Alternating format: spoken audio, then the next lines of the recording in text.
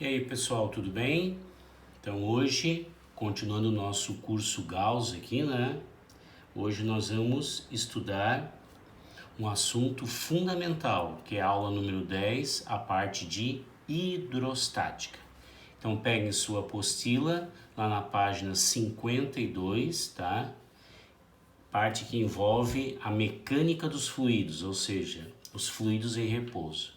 Então, hidrostática estuda os fluidos, não é só água, tá? Ó, os fluidos em repouso. Ok? Então, vamos começar? Vamos começar, então, ok? Então, nossa primeira definição, nosso primeiro tópico é chamado de densidade ou massa específica, tá? Então, densidade ou massa específica tem uma pequena diferença em relação ao volume estudado. Então, define-se densidade como a massa do corpo em função de quem? Do volume total do corpo, é o volume de fora do corpo. Então, quando que é densidade? Densidade é quando eu não me preocupo o que tem no interior do corpo. Tá? Então, se ele for homogêneo, heterogêneo, não importa, tá? O que nos interessa é o volume externo do corpo, tá? Então, normalmente, densidade é utilizada quando são corpos o quê? Que eles não são homogêneos, eles são por misturas, tá? Eles são corpos o quê? Heterogêneos. Ó, quando o corpo ele é heterogêneo. Ok? Para a gente guardar, né? Pessoal, qual seria a unidade? Massa é quilogramas, volume é metros cúbicos. Então, quilogramas por metro cúbico é sistema internacional. Mas pode ser gramas por centímetro cúbico, pode ser qualquer unidade de massa por volume. No sistema internacional é quilogramas por metro cúbico. Tudo bem? Então, ó, marca bem a nossa equação de densidade, que é uma razão entre a massa do corpo pelo volume. Tudo bem? Bem, pessoal, essa densidade ela depende do corpo, tá? Então, cada substância tem uma densidade. Então, a densidade da água, que é uma das mais utilizadas, no sistema usual é 1 grama por centímetro cúbico, que é a mesma coisa que 1 quilograma por litro, e no sistema internacional são 1000 quilogramas por metro cúbico, tá? A densidade, por exemplo, do mercúrio é 13,6 quilogramas por litro. Quer dizer que 1 litro de mercúrio tem uma massa de 13,6 quilogramas, tá? Então, isso aqui é tabelado e cada substância tem o quê? Um valor específico. Qual a diferença dessa para essa? Então, aqui, ó, D é densidade. Massa específica, a gente vai chamar de μ. E qual é a diferença das duas? Massa específica é sempre a massa pelo volume da substância, ou seja, você tem que descontar o que não é substância. Uma parte, por exemplo, oca. Ok?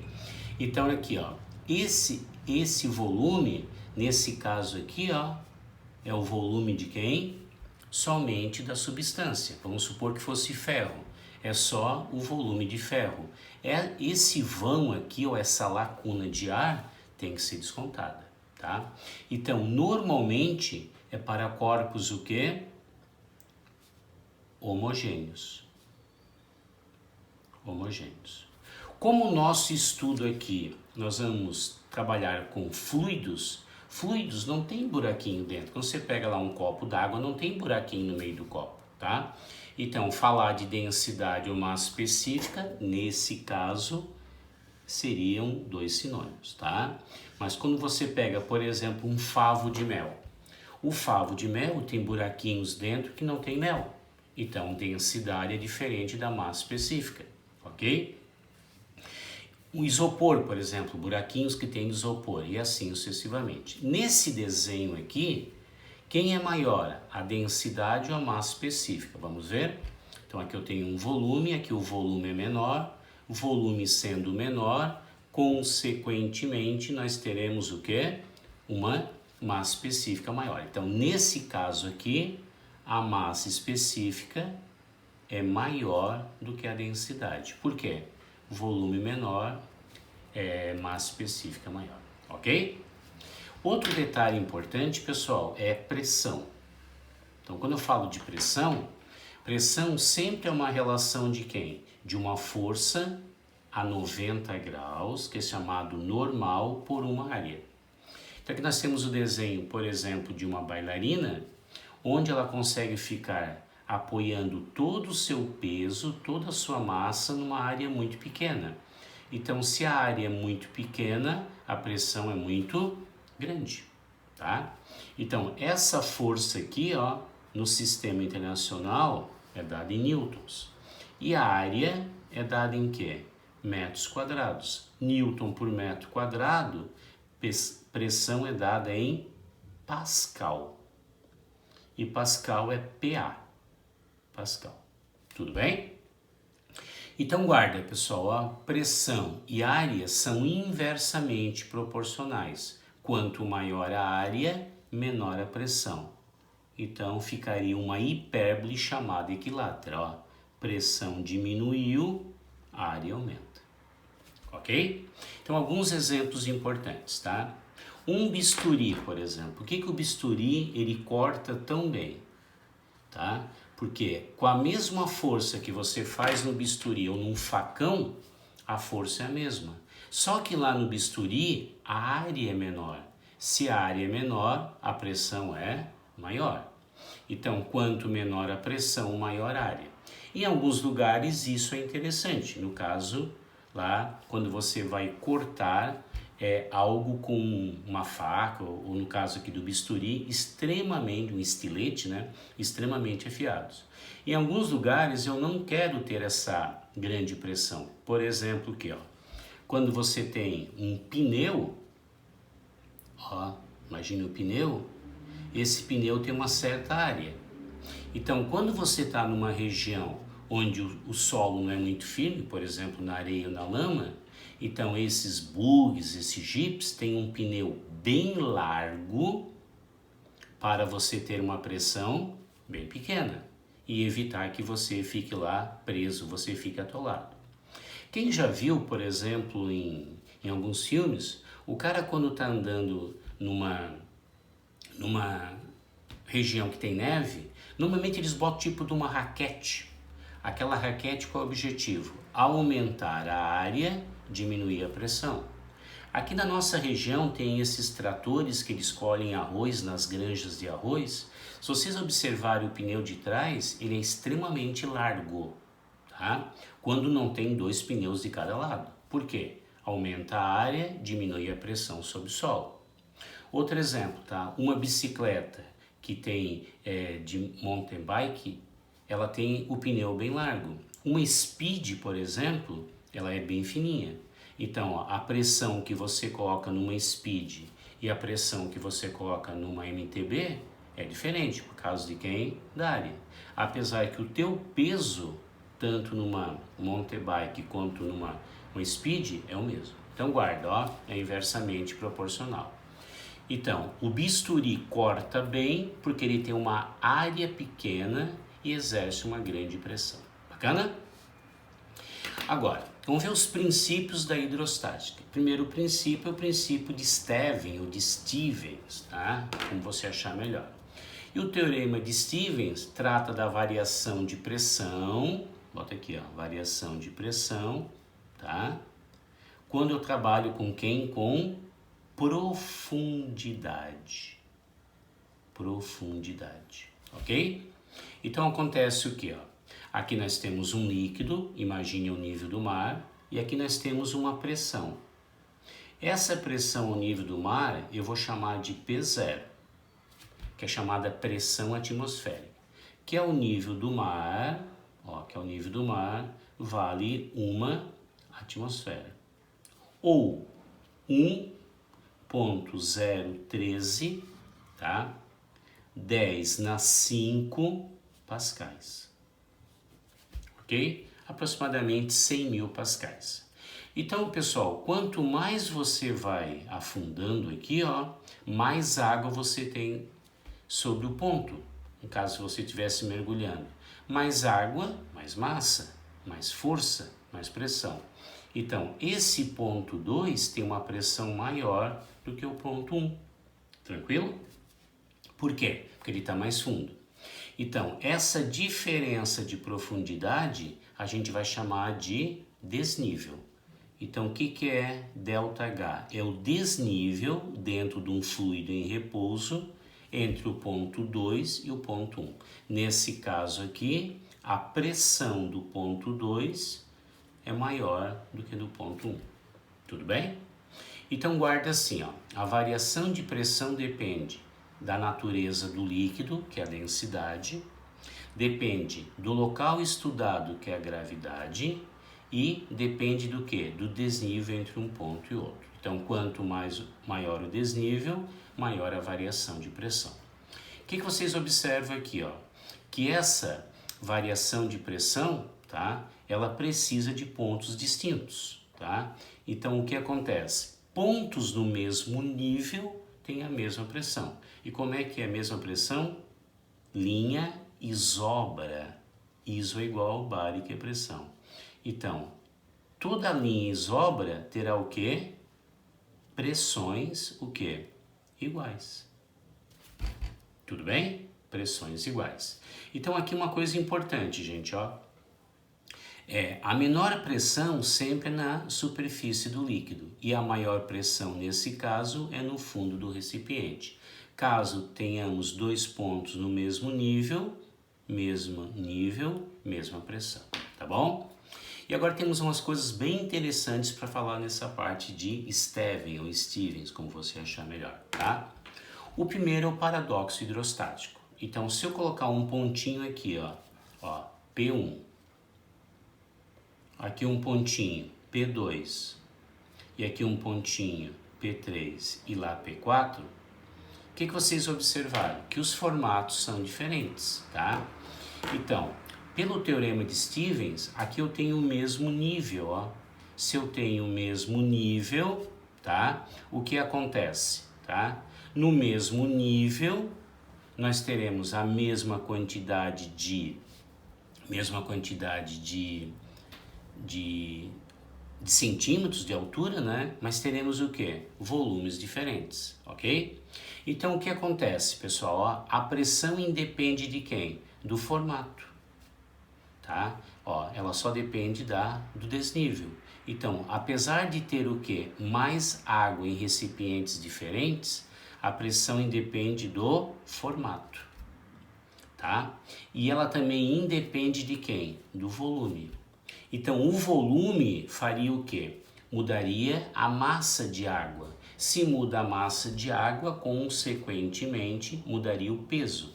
Então, ó, se eu fosse isolar esses vasos aqui, né, essas seções, então, ó, aqui tem uma quantidade de água, aqui tem outra, e assim sucessivamente, tá?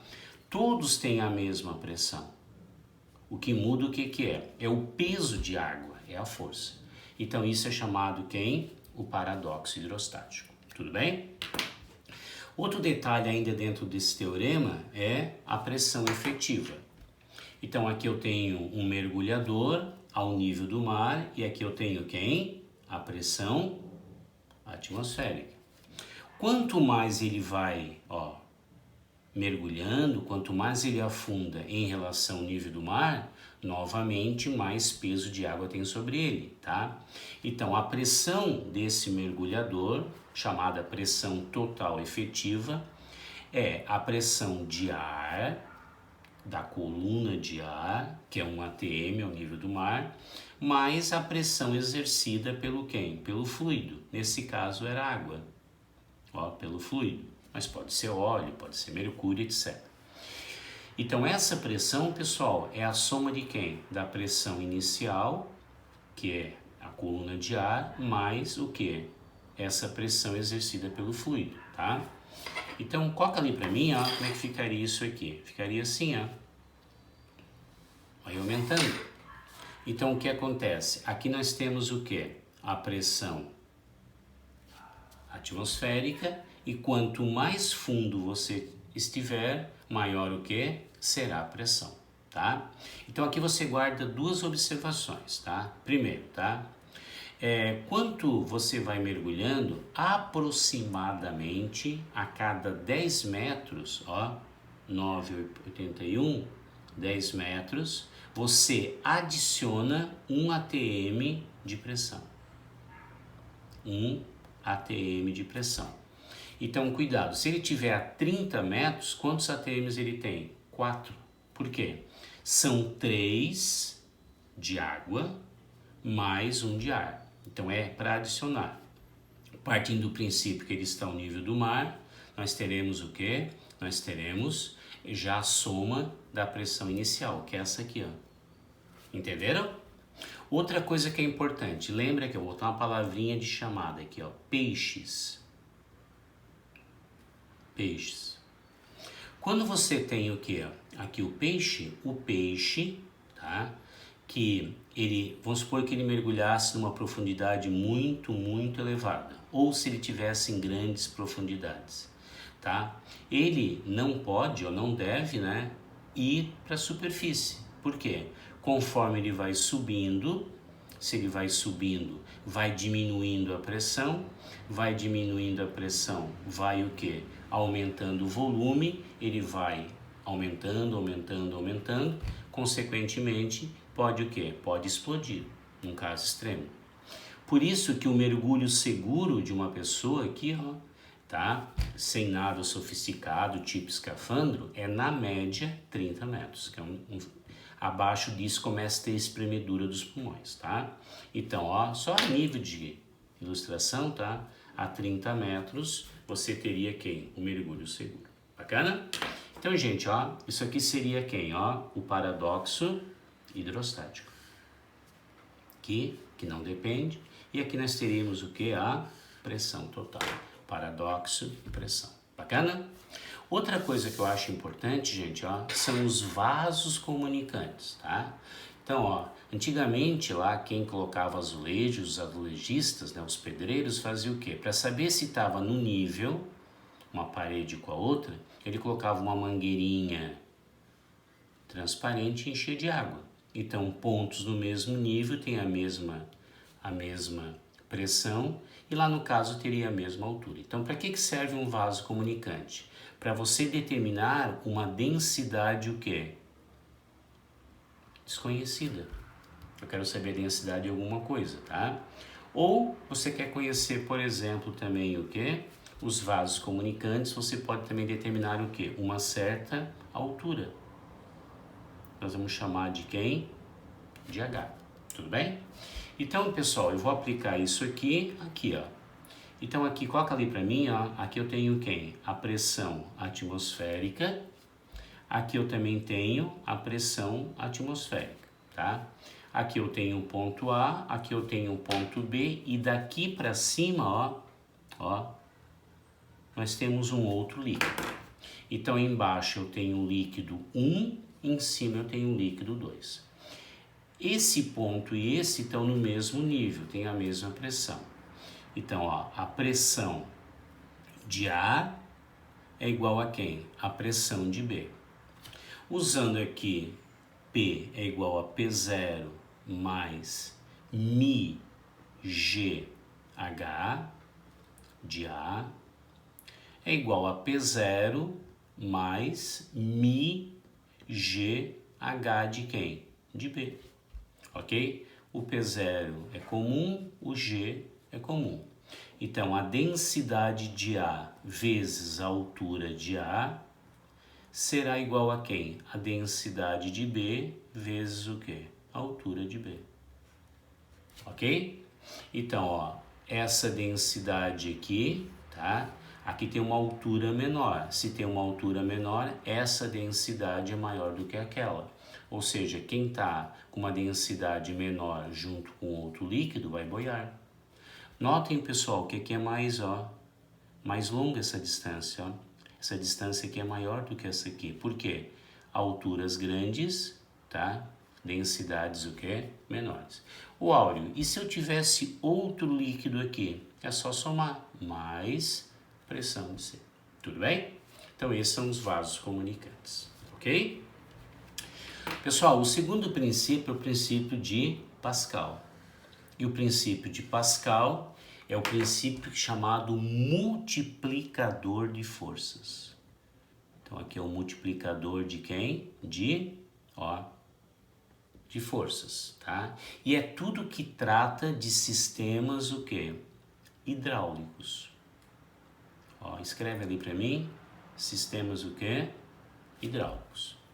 Então, qual que é o princípio de Pascal? Diz assim, sempre que um fluido receber uma variação de pressão, esta variação de pressão, ela se transmite em todas as direções e sentidos, ok? Então, por exemplo, aqui você aplicou uma força, uma força, tá? Eu tenho um êmbolo de uma seringuinha, né? Quando um ponto recebe a variação de pressão, essa variação, ela se transmite integralmente em todas as direções e sentidos, inclusive do recipiente. Então, caso caia uma questão que tivesse várias rolhas aqui, todas iguais, com o mesmo atrito, na hora que recebe uma variação de pressão, essa variação de pressão, teoricamente, todas as rolhas saltariam ao mesmo tempo, ok? Outro exemplo disso aqui bem interessante é uma dinamite. Quando você tem uma explosão, a explosão se transmite em todas as direções e sentidos, tá? Outro exemplo seria o quê? Os freios, freios hidráulicos, né? Então, quando você aperta o pedal do freio, aqui eu tenho um êmbolo menor, a pressão aqui dentro é a mesma, né? Em todos os pontos. Aqui transmite ao sistema de freios lá, né? Pode ser freios a tambor ou freios a disco. E isso faz o quê? Reduzir a velocidade do corpo, tá? Então, gente, pontos no mesmo nível têm a mesma pressão, tá? Então, essa força sobre essa área é igual a essa força sobre essa área. Essa pressão é igual a essa, tá? Então, F1 sobre A1 é igual a F2 sobre A2, tá? Pessoal, normalmente isso aqui o que ele é? Ele é uma circunferência. Então, quando for uma circunferência, a área é π vezes r ao quadrado. Como o raio, tá, é o diâmetro sobre 2, pode ser d ao quadrado sobre 4. Em função do raio, em função do diâmetro, tá bom? Agora um detalhe importante. Qual se desloca mais? Então, o trabalho aqui, tá, é o mesmo. Então, o trabalho 1 e o 2 é o mesmo, ok? Mas quem vai se deslocar mais, tá? Então, o pistão maior, tá? Ele tem uma força maior, ele vai ter um deslocamento menor. Tá observando aqui, E o pistão menor terá uma área menor, uma força menor, vai se deslocar o quê? Uma distância maior. Por que, Áureo? Porque trabalho é força vezes distância. Quem tem a maior força vai ter o quê? A menor distância. Aqui o deslocamento. Então, nesse caso aqui, D1 é maior que D2, ok? Então, gente, tudo que falar em relação a hidráulico, transmissão de forças, né, multiplicação de forças, princípio de Pascal. Então, elevadores hidráulicos, dinamites e freios são belas aplicações do princípio de Pascal. Tudo bem? E o último aqui, né, pessoal, é chamado o princípio de Arquimedes, que é quem? O famoso empuxo. Eles adoram essa matéria, Então, aqui seria quem? O empuxo, tá? O empuxo é o teorema lá do Arquimedes, lá do século II, né? Onde ele chegou a uma conclusão lá, com aquela famosa experiência lá da coroa do rei Herião II, né? Ele morava numa região chamada de Siracusa. E como é que ficou a historinha? Tinha um certo evento, né? O que foi relatado, né? Então tinha um certo evento lá e o tirano de Siracusa, o Herião II, ele ia dar como presente ao povo uma coroa de uma certa divindade, ok? Aí um ourives foi lá, pegou uma quantidade de ouro e quando foi devolver a coroa, o rei, né, o tirano, ele desconfiou que a coroa estava adulterada, tinha sido tirado ouro e colocado materiais inferiores, tá? Para tirar dúvida, né, conta a história, né, o Arquimedes foi chamado, né, e o Arquimedes, né, chegou assim, não, para saber se ela realmente ela é pura ou tem adulteração, corta ela. Então você vai lá, corta e vê se tem ouro dentro. Como estava muito próximo, né, conforme o relato estava muito próximo, o que acontece? O rei assim, não, mas eu não queria estragar ela porque não dá para fazer outra, tá? Aí o Arquimedes, né, ficou com essa dúvida, né, como é que ele poderia provar se ela era ou não original de ouro. Aí conta que num evento, né, ele foi tomar banho e lá tinha uma bacia, né, uma banheira, ele encheu de água, colocou muita água. E na hora que ele foi entrar para tomar banho, ele pensou assim, ó, nossa, tem muita água e a hora que eu entrar, provavelmente essa água vai sair. Daí ele teve lá o quê? Um insight, né? Ele teve lá um clique, tá? Bem, se eu entrei, a água saiu. Como densidade da água é 1 litro de água é 1 quilo. Daí ele foi entrando, né? Tirou, a água foi saindo, né? Ele armazenou isso em vasos, em baldes lá, né? Importante é a ideia, é o raciocínio, né? Detalhes históricos às vezes são questionáveis. Aí ele viu que saiu X litros, pesou essa água e comparou que era aproximadamente igual ao peso dele. Daí conta-se, né? Que ele saiu, pode ser simplesmente uma coisa lúdica isso aí, que ele saiu correndo, pelado pelas ruas, gritando Eureka, que numa tradução livre eu descobri, tá? Chegando lá, ele fez o quê? Ó? Ele pegou a coroa, né?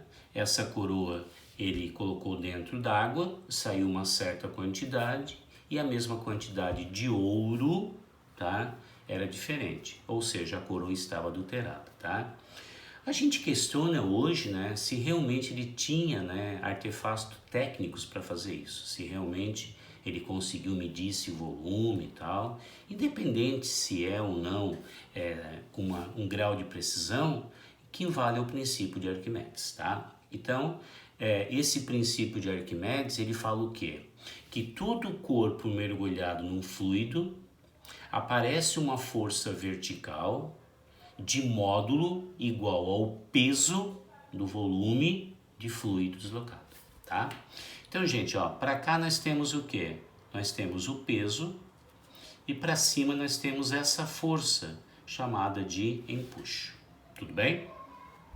Então aqui, ó, se vocês observarem o desenho, aqui desloca uma certa quantidade de água. Como eles estão paradinhos, a força resultante, a resultante das forças, é zero, ok? Para cima nós temos esse empuxo menos o peso. É igual a quem? Zero. Então o empuxo é igual ao peso. Mas quem é peso? Peso é igual a m vezes g. E o que é esse m? Lá, pessoal, ó, é a densidade vezes o volume. Então, ó, isso aqui, ó, é a densidade, a massa específica, vezes o volume imerso. Então, como é que ficaria a equação? Empuxo é igual à densidade do fluido, pode ser água, óleo, ar, balões sobe por empuxo, vezes G, vezes o quê? O volume imerso. Então, essa é a equação. Pessoal, isso aqui é newtons, aqui o que é? Quilogramas por metro cúbico, metros por segundo ao quadrado e o volume em metros cúbicos. Cuidado, é o volume dentro d'água, ó, é isso aqui, ó. Bacana? E aqui nós temos daí algumas observaçõezinhas para vocês, ó. Então aqui, ó, qual é a diferença de um corpo em 3 situações? Primeiro, ó, ele está boiando. Então, ó, para cá é o peso, para cima é o empuxo. Vai anotando comigo aí, ó. Para cá o que que é? O peso, para cima é o empuxo. Cuidado quando ele tem contato. Para cá é o peso, para cima o que que é? O empuxo e a normal. Áureo, por que que só tem normal aqui? Só tem normal porque aqui não tem contato, tá? Então, no primeiro caso, ele está o quê? Boiando. O empuxo é igual ao peso. Tem pessoas que pensam que o empuxo é maior que o peso, porque ele está aqui. Se o empuxo for maior que o peso, teria resultante, ele continuaria subindo. Então, se ele está em repouso, em equilíbrio, o empuxo é igual ao peso, tá? Então, o que acontece aqui, ó, a densidade de ar é menor do que a densidade do fluido, tudo bem? No segundo caso, pessoal, tá? Que poderia ser, por exemplo, o quê? Uma prancha de surf, né? Aqui poderia ser, por exemplo, uma cortiça. No segundo caso, o empuxo é igual a quem? Ao peso. Então, a densidade de B é igual à densidade do fluido. Algumas madeiras fazem isso, tá? E no terceiro, o empuxo é igual ao peso menos a normal. A densidade de C é maior, tá? Então, muito cuidado. Quando ele está em equilíbrio, o empuxo é igual ao peso. Tranquilo? Outro detalhe que é importante, gente, ó, é quando nós temos peso aparente. Então, aqui temos aqui o bonequinho, tá com uma carinha boa, né, levando aqui um baú. Aqui já começa, ó, ficar para fora d'água e aqui ele faz uma cara que isso aí tá muito difícil de carregar. O peso do baú é o mesmo. Por que que aqui tá mais fácil? Porque é peso menos empuxo, tá? Então aqui o peso está ajudando. Então esse peso aparente, que eu vou chamar de PAP, é sempre quem? O peso menos o empuxo, ok? Muito cuidado com uma coisa. O peso do baú sempre é o mesmo. A força que ele faz não é. Porque aqui a força que eu chamei de peso aparente é a subtração do peso menos o empuxo. Mas, Áureo, aqui fora não tem empuxo? Tem. Aqui tem empuxo. Só que o empuxo do ar é muito, muito, muito pequenininho. Por quê? Porque a densidade do ar é mais ou menos 1,3 quilogramas, tá? 1,3 quilogramas por metro cúbico. Tá? Ou 1,3 gramas por litro, tá? Enquanto que da água é 1 quilograma por litro. Então, tem empuxo no ar? Tem, é o caso dos balões. Se você tivesse aqui um balão, ó, por que que ele sobe? Porque eu empuxo e para cá tem quem? O peso. Enquanto ele está subindo, o empuxo é maior que o peso, tá? Quando ele está em equilíbrio são iguais. E quando ele começa a esvaziar o balão, diminui o volume do balão, o peso começa a ser maior e ele começa a descer. Então a posição que ele fica é exatamente de acordo com quem? Com essa relação peso-empuxo. Bacana? Pessoal, se quiser dar uma paradinha aí para copiar, e agora a gente vai fazer quem? Os exercícios, ok? Vamos lá então? Vamos juntos. Pessoal, a primeira questão que nós vamos ter aqui, tá, é uma questão da CAF. Então me acompanhe, página 53, aula 10. Os exercícios feitos na aula de hidroginástica podem ajudar as pessoas com problemas de artrite, pois favorece a melhor utilização das articulações afetadas, sem oferecer risco de agravamento dos sintomas.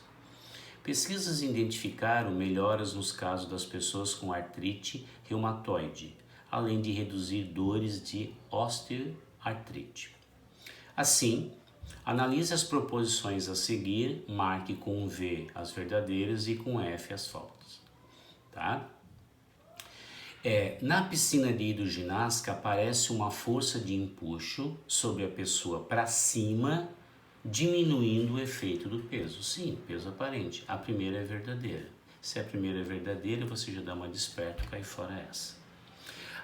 O valor da força-peso será igual ao empuxo quando a pessoa estiver boiando em equilíbrio na piscina de hidroginástica. Verdadeira também, né? Está em equilíbrio, resultante igual a zero. Pessoal, a segunda, ela é verdadeira. Então, automaticamente, como você é uma pessoa inteligente, já matou. O empuxo recebido pela pessoa tem o mesmo valor do peso da água, da massa de água da piscina que ela desloca. O empuxo é numericamente igual ao peso do volume de fluido deslocado, verdadeiro. O valor da força-peso só será igual ao empuxo quando ela estiver totalmente submersa na piscina. Não precisa estar submersa, ela pode estar boiando, né? Primeiro caso lá, por exemplo, do isopor. Gabarito, letra B. Tranquilo? A 2 é da UFSC. Vamos lá, então. O uso de agulhas para aplicação de remédios intravenosos dentro de uma veia existe há muito tempo e requer perícia por parte do profissional de saúde, principalmente quando são utilizados em regiões delicadas, como por exemplo o espaço supracoroide, na parte posterior do olho, onde a agulha deve parar após a transição da esclera, tecido com menos de 1 milímetro de espessura, para evitar danificar a retina, ok? Então aqui temos uma agulha, né? Aqui nós temos o que? A aplicação desse remédio, tá? Para resolver esse problema, foi criada uma agulha inteligente, que possui um sensor que percebe a densidade de cada tecido que está atravessando. E o injetor inteligente utiliza as diferenças de pressão para permitir o movimento da agulha até o tecido-alvo, podendo assim avisar ao aplicador onde deve injetar o medicamento. Sobre o assunto abordado e com base no exposto acima, é correto afirmar que densidade é uma grandeza relacionada com a concentração de massa por volume. Turma, densidade é massa por volume, tá? A primeira tá certa. Quando o êmbolo da seringa é pressionado, o remédio sofre uma pressão que será transmitida em todas as direções e sentidos do remédio, tá? Pessoal, aqui ó, a pressão é transmitida em todas as direções e sentidos? Sim. Isso será quem? Isso será a definição do teorema de Pascal. Lembra aqui ó, todas as direções e sentidos, tá? Então a questão número 2 está certa. Quanto mais denso for o tecido, maior é a pressão que ele exerce no bico. Claro, quanto mais duro for o tecido, mais força tem que ter, tá? Ó, obviamente, maior é a pressão, certo? Segundo o princípio de Pascal, a pressão exercida sobre o líquido é transmitida em todos os pontos do líquido, em todas as direções, certo? A força aplicada no êmbolo da seringa tem o mesmo modo da força que o remédio aplica sobre o tecido. Falso. Por quê? Porque força é o quê? Pressão vezes área. Tá? Ou pressão é força sobre área. Como muda a área, muda quem? A força. Aqui está errado. Então fica 8, 10, 14, 15. Tudo bem? Essa aqui é a última questão da CAF dessa matéria. A reciclagem é uma atividade importante para a sustentabilidade do planeta e ela pode ocorrer tanto com a matéria-prima que constitui um determinado objeto, como o próprio objeto que pode ser reutilizado para desempenhar novamente sua função ou criar outros objetos. Pensando nessa reciclagem, surfistas criaram a partir de garrafas PET de 2 litros, uma prancha de stand-up, né? Com 93 dessas garrafas, como mostra a figura. Então, o volume é quanto? É 93 vezes 2. Então, o volume dá quanto? 186 litros. Se já quiser passar para metros cúbicos, divide por 1000. Então vai dar 0,186 metros cúbicos. Esse é o volume total das garrafinhas. Nesse sentido, considere um surfista que deseja testar a sua flutuabilidade dessa prancha. Para isso, ele fica em pé sobre a prancha em uma piscina e percebe que ela flutua bem. Desconsiderando o peso das garrafinhas, teria que somar, né? E sabendo que elas ficam 1/3 do volume, qual é A alternativa é que mostra a massa do surfista. Então, pessoal, ó, aqui eu tenho o que? Então, ó, surfista. Para baixo tem quem? O peso dele. Se tivesse o peso da garrafa, tem que somar. E para cima eu tenho o empuxo. E aqui, ó, essa prancha, ela fica 1/3 de quem? Do volume. Como ele está paradinho, o que acontece? Empuxo é igual ao peso. Tá? Quem é empuxo?